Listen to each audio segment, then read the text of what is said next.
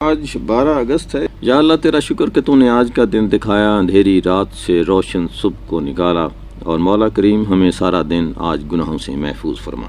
12 اگست 30 قبل مسیح کلیوپیٹرا مصر کی حکمران نے خودکشی کر لی۔ کلیوپیٹرا فرعون خاندان کی آخری حکمران ثابت ہوئیں۔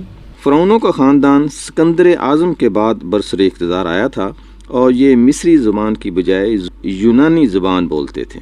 کلیوپیٹرا نے جو ہے وہ مصری زبان سیکھی اور اپنے آپ کو مصری گوڈس یا خدا کے طور پر سامنے لائی۔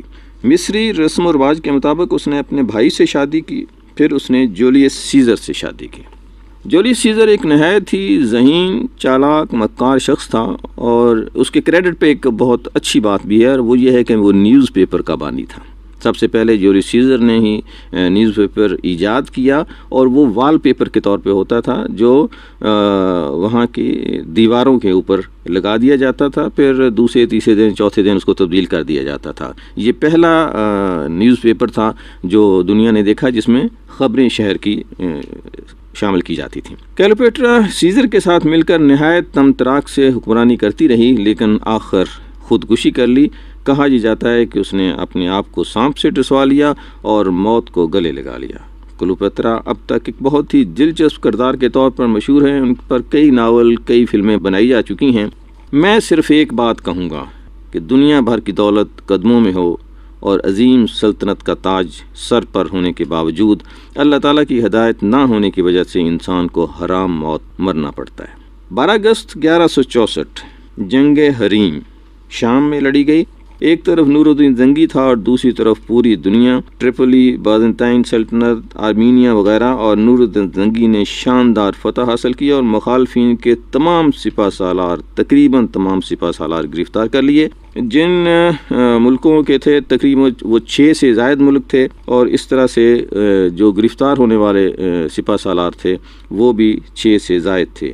10,000 سے زائد دشمن کے سپاہ جو تھی وہ اس جنگ میں ماری گئی۔ نور الدین زنگی کے بارے میں آپ جانتے ہیں کہ وہ ترک تھا، اور ترک جو ہے وہ اپنی بہادری اور شجاعت کی وجہ سے بھی معروف ہیں، اور عثمانی سلطنت میں انہوں نے بہت زبردست کارنامے بعد میں سر انجام دیے۔ زنگی کے والد امام الدین زنگی کے بعد جو تھا وہ نور الدین زنگی حکمران بنا تھا۔ 15 مئی 1174 کو اس نے وفات پائی۔ دمشق شام میں مدرسہ نور الدین میں آپ کا مزار ہے۔ نور الدین زنگی کے حوالے سے ایک اور واقعے کا ذکر کرتا چلوں۔ پہلے بھی یہ بات کسی ایسے ہی نور الدین زنگی کے دن کے موقع پر میں نے بات کی تھی کہ رسول اکرم صلی اللہ علیہ وآلہ وسلم نور الدین زنگی کو خواب میں ایک دفعہ نظر آئے، اور انہوں نے 2 شکلیں اس کو دکھاتے ہوئے کہا کہ مجھے ان شیطانوں سے بچاؤ۔ اس نے اس خواب کو کوئی اہمیت نہ دی کہ پتہ نہیں کون ہے کیا ہے۔ دوسرے دن پھر تیسرے دن پھر اسی طرح سے خواب آیا، تو اس نے اپنے ایک وزیر کو یہ خواب سنایا کہ اس طرح سے مجھے خواب آیا ہے۔ تو اس نے کہا نہیں، اس کو آپ سیریس لیں اور فوراً جو ہے مدینے کی طرف روانہ ہونا چاہیے۔ آپ نے بہت ہی تیز ترین رفتار جو ہے وہ ایک قافلہ تیار کیا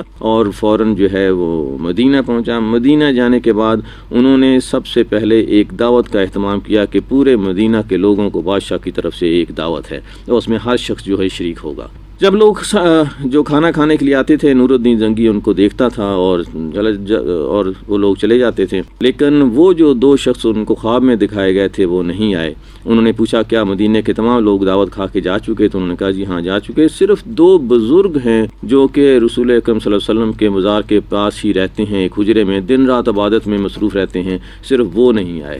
تو نور الدین زنگی فوراً روانہ ہوا اور ان کے مکان پہ پہنچا اور دیکھا تو وہ لوگ مصلی بچھائے عبادت میں مصروف تھے۔ انہوں نے گھر کی تلاشی لی، انہیں کچھ نہیں ملا۔ پھر ان کو ان کے مصلے سے ہٹایا تو وہاں سے ایک سرنگ جو تھی وہ نیچے کھودی جا رہی تھی جو حضور پاک صلی اللہ علیہ وسلم کے مزار کی طرف جاتی تھی۔ انہوں نے فوراً اس کو گرفتار کر لیا اور ان کو ہلاک کر ڈالا۔ بعد میں پتہ چلا کہ جو عیسائی سلطنت کا بادشاہ تھا اس نے ہی ان کو وہاں اس مشن پر بھیجا تھا کہ وہ وہاں سے جائیں اور حضور پاک صلی اللہ علیہ وسلم کے جسد خاکی کو وہاں سے نکال کر لیا ہے۔ تو یہ ایک واقعہ جو ہے بہت نور الدین زنگی کے حوالے سے معروف ہے اور تمام کتابوں میں ملتا ہے۔ آج نور الدین زنگی کا وہ دن ہے جس دن اس نے صلیبی جنگوں کے طور پر جو تھے ان کو بہت عبرتناک شکست دی۔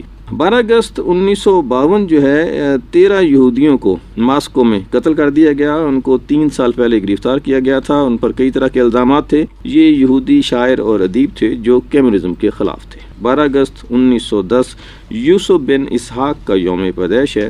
یوسف سنگاپور کے معروف سیاستدان، مشہور صحافی تھے، اور انہوں نے میلے کے نام سے ایک نیوز پیپر بھی وہاں نکالا تھا. اس کے فاؤنڈر تھے اور وہ نیوز پیپر ملیشیا میں کافی معروف ہوا. یہ جو ہیں یوسف بن اسحاق سنگاپور کے پہلے صدر منتخب ہوئے. جب سنگاپور کو آزادی ملی تو انہوں نے اس کی آزادی میں بہت رول ادا کیا تھا، جس کی وجہ سے ہی ان کو یہ اعزاز حاصل ہوا. وہ سنگاپور کے پہلے مسلمان صدر تھے. سنگاپور کے یہ پہلے اور آخری صدر بھی کہے جا سکتے ہیں، کیونکہ اس کے بعد اس عہدے کو ختم کر دیا گیا. یعنی اس کا جو صدارتی نظام تھا اس کو پارلیمانی نظام میں اور اس میں تبدیل کر دیا گیا، اور پھر پی ایم جو ہے ان کا وہاں وہ حکمران کہلاتا ہے، اور صدر جو ہے وہ ایک سیلیبریٹی ہوتا ہے، صرف جو ہے اعزازی صدر ہوتا ہے جس کے پاس کوئی اختیارات نہیں ہوتے. اور یہ واحد پہلے سنگاپور کے صدر جو کہ مسلمان تھے. انہوں نے وفات پائی 23 نومبر 1970.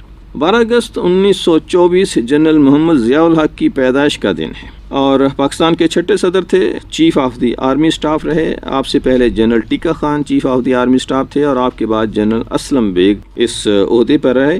جنرل ضیاء الحق ذوالفقار علی بھٹو کو، جو کہ منتخب پی ایم تھے، ان کو ہٹا کر مارشل لا لگا کر برسر اقتدار آئے تھے. اور آخر 17 اگست یہ جو مارشل لا انہوں نے لگایا تھا 5 جولائی 1977 کو 10 سال سے زیادہ حکمران رہے، اور پھر 17 اگست 1988 کو جہاز کے ایک حادثے میں مارے گئے، جس میں کئی اور جنرل بھی شامل تھے، اور امریکہ کے ایک سفیر آرنلڈ رافیل بھی شامل تھے. ذوالفقار علی بھٹو نے 7 جنرل جو کہ جنرل ضیاء الحق سے سینئر تھے، سینیارٹی میں جنرل ضیاء الحق کا 8واں نمبر تھا، ان کو فوقیت دے کر ان کو chief of the army staff بنایا تھا. غالباً ذوالفقار علی بھٹو کو اسی غلطی کی سزا ملی. ابھی ہم دیکھتے ہیں ایک کلپ تاکہ آپ آواز پہچان سکیں. جنرل ضیاء الحق شورا سے خطاب کر رہے ہیں. نفاذ اسلام کے متعلق حکومت کے مختلف اقدامات کی نشاندہی کرتے ہوئے کہا، اب اس میں کسی کو شبہ نہیں ہونا چاہیے کہ نفاذ اسلام کے سلسلے میں پچھلے 7 سالوں میں کیا کچھ ہو چکا ہے. ہم نے عملاً اس نظام کی پہلی اینٹ رکھی، اور آج اللہ تعالیٰ کے فضل و کرم سے اسلامی نظام کا ڈھانچہ تیار ہو چکا ہے. تقریباً سبھی قوانین اسلامی تقاضوں کے مطابق ڈھالے جا چکے ہیں. اسلامی حدود اور زکوٰۃ و عشر کے قوانین رائج ہو چکے ہیں. حکومت کے زیر انتظام چلنے والے تقریباً نصف درجن مالیاتی اداروں سے سود کی لعنت ختم کی جا چکی ہے. نفع نقصان اور شراکت کی بنا پر کاروبار کا آغاز ہو چکا ہے. ملک کو سود کی لعنت سے یکسر پاک کرنے کی منزل قریب آ چکی. اسلامی نظام عدل کی تیاریاں مکمل ہیں. وفاقی شرعی عدالت پہلے ہی کام کر رہی ہے، اور ضلع کی سطح پر قاضی کورٹس قریب قائم کیے جا رہے ہیں. ان سب اقدامات کے اپنے اپنے اثرات مرتب ہو رہے ہیں، لیکن نفاذ اسلام کے جس پہلو سے مجھے دلی اطمینان ملا ہے وہ نظام زکوٰۃ و عشر ہے. اس نظام کے تحت اب تک تقریباً 325 کروڑ روپے تقریباً 82 لاکھ مستحقین میں تقسیم ہو چکے، جن میں 7 لاکھ بیوائیں، 6 لاکھ اپاہج اور 3 لاکھ یتامہ شامل. اس کے علاوہ زکوٰۃ فنڈ سے دینی مدارس کے 70,000 طلباء کی مالی امداد کی گئی، اور 1 لاکھ سے زائد معذور افراد کو اپنے پاؤں پر کھڑا ہونے کے قابل بنایا گیا.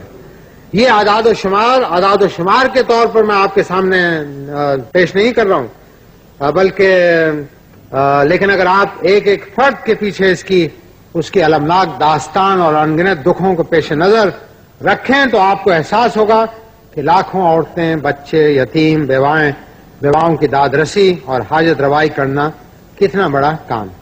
میں اس کارنامے کا کریڈٹ خود نہیں لینا چاہتا ہوں. میں حکومت کے سر بھی اس کا سہرا نہیں باندھنا چاہتا ہوں. میں اس کی داد ان صاحب نصاب لوگوں کو دینا چاہتا ہوں جنہوں نے یہ زکوٰۃ دی، اور نظام زکوٰۃ کے ان مخلص کارکنوں کو خراج تحسین پیش کرنا چاہتا ہوں جنہوں نے کسی معاوضے یا لالچ کے بغیر یہ زکوٰۃ مستحقین تک پہنچائی. اللہ تعالیٰ اس عمل میں شامل ہر فرد کو جزائے خیر دے اور اس نظام کو اور زیادہ مفید اور مؤثر بنائے. آمین. نظام اسلامی کے سلسلے میں پچھلے دنوں ایک اور اہم قدم اٹھایا گیا ہے اور وہ تھا اینٹی قادیانی آرڈیننس کا نفاذ۔ تو آج 12 اگست 1924 جنرل محمد ضیاء الحق کی پیدائش کا دن۔ ابھی آپ نے ان کی ایک تقریر سنی جو انہوں نے شیورا سے خطاب کیا تھا۔ آج بین الاقوامی طور پر یوتھ ڈے بھی منایا جاتا ہے۔ 12 اگست 2000 سے یہ دن منایا جا رہا ہے اور یونائٹڈ نیشن 1999 کی ایک قرارداد کے بعد اس کو بین الاقوامی طور پر جو بین الاقوامی دن ہوتے ہیں اس میں اس کو شامل کیا گیا تھا۔ یوتھ کے حوالے سے جو میں بات کرنا چاہوں گا کہ دنیا کے مختلف ممالک ہیں جہاں بوڑھوں کی تعداد زیادہ ہوتی جا رہی ہے، خاص طور پر چین اس معاملے میں بہت پریشان ہے کہ اگلے 2 4 5 سالوں میں وہاں بوڑھوں کی تعداد اتنی زیادہ ہوگی کہ ورکنگ کلاس جو ہے وہ کم ہوتی جا رہی ہے۔ اور پاکستان ان خوش نصیب ملکوں میں سے ہے جہاں نوجوانوں کی تعداد، کام کرنے والے لوگوں کی تعداد جو ہے وہ 60% ہے، لیکن یہ 60% نوجوان کر کیا رہے ہیں اس پر غور کرنے کی ضرورت ہے، عام سطح پر بھی، نوجوانوں کو اپنے سطح پر بھی، والدین کو بھی، اساتذہ کو بھی اور حکومت کو بھی، کہ ہم جو نئے پیکج ان کے لیے انٹروڈیوس کرا رہے ہیں کہ 1 روپے میں ساری رات بات کریں یا 2 روپے میں 2 گھنٹے اور 3 روپے میں 5 گھنٹے، یہ کیا ہم ان کو کسی پروڈکٹیو کام پہ لگا رہے ہیں یا ہم اپنی جو نسل ہے، نئی نسل ہے، ان کو کسی اس طرف لگا رہے ہیں تاکہ وہ اس ملک کے لیے کوئی بھی اچھا کام نہ کر پائیں۔ یہ ہمیں سب کو سوچنا چاہیے، ہمیں بھی، والدین کو بھی، ٹیچرز کو بھی اور حکومت کو بھی۔ آج یوتھ کا قومی دن ہے اور اس موقع پر خاص طور پر 5 منٹ ضرور آپ اپنے آپ کو دیں کہ اگر آپ میں کوئی نوجوان گھر میں ہے تو آپ نے اس کے لیے کیا سوچا ہے، آپ اس کو آج سے 20 سال بعد اس کو کہاں دیکھتے ہیں۔ اگر نوجوان ہے کوئی تو اسے خود اپنے بارے میں سوچنا چاہیے کہ وہ اپنے آپ کو آج سے 20 سال بعد وہ کہاں دیکھتا ہے۔ آج